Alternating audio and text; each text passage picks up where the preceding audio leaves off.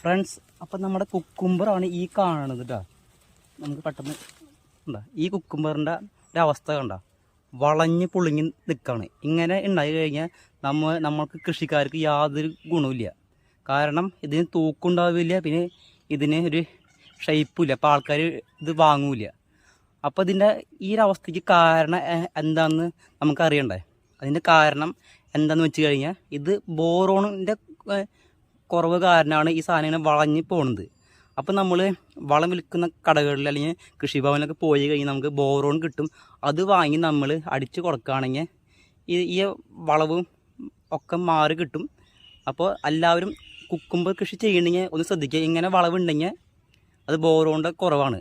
അപ്പോൾ എല്ലാവരും ബോറോൺ വാങ്ങി അടിക്കുക. അപ്പോൾ ഈ വളവൊക്കെ മാറി കിട്ടി കറക്റ്റായി വരും കേട്ടോ. അപ്പോൾ എല്ലാവരും ശ്രദ്ധിക്കുക. അപ്പോൾ അടുത്ത വീഡിയോയിൽ പുതിയൊരു അറിവുമായി വരുന്നവരെ എല്ലാവരും കാത്തിരിക്കുക.